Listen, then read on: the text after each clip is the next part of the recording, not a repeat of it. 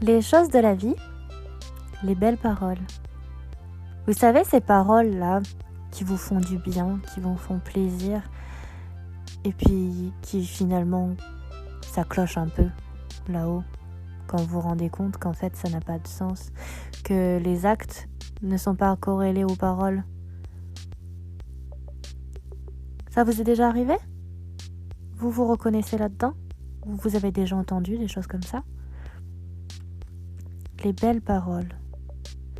Quand on est en couple ou dans une relation amicale, professionnelle, on a toujours envie parfois de faire confiance et de croire.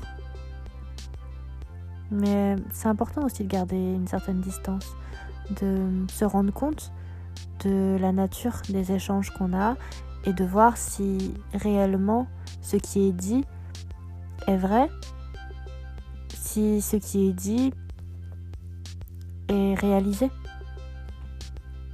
Prenons par exemple le cas d'une relation amoureuse. Tout est beau, tout est bleu, tout est rose, je sais pas, suivant la couleur que vous préférez.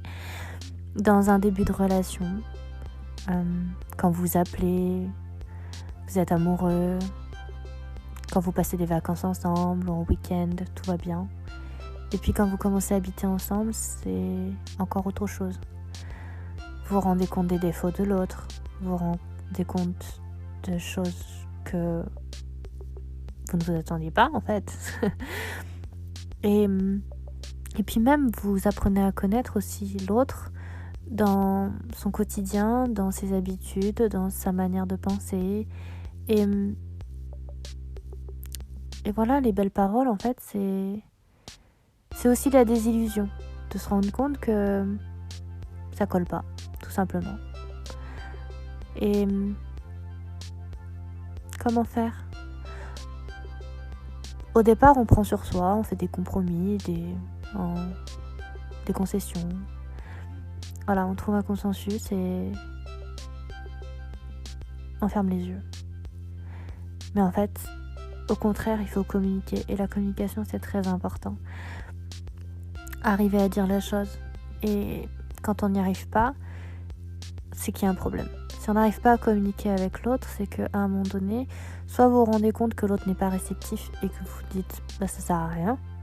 Vous laissez tomber l'éponge parce que vous avez déjà dit plusieurs fois comment vous fonctionnez et que vous n'êtes pas prêt à faire d'autres compromis parce que vous en avez déjà trop fait, tout simplement. Et donc quand vous en pouvez plus, laissez tomber. Ça sert à rien de continuer quand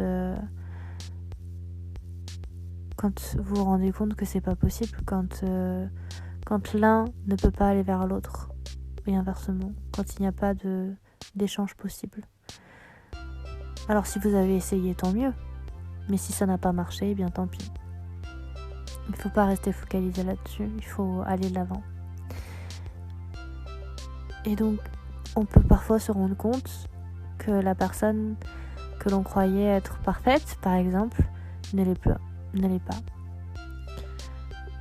C'est dans le cas, par exemple, de séparation, que ce soit des personnes qui soient depuis longtemps ensemble ou peu de temps, des personnes mariées.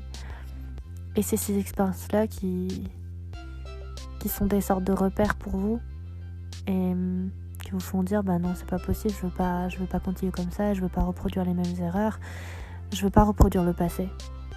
Et c'est pareil pour les comportements, les paroles perverses, les actes qui ont l'air peut-être anodins mais qui finalement sont blessants, ou des paroles à répétition qui font mal.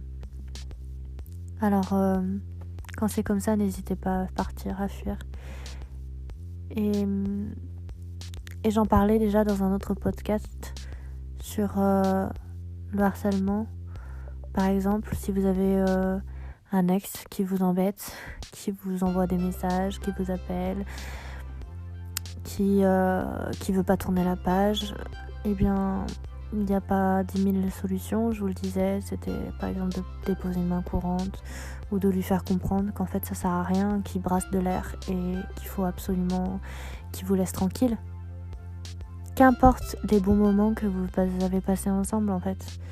C'est-à-dire que cette personne, il ou elle, a été votre amoureux, amoureuse, votre amant, amante et tant pis si c'était des bons moments en fait.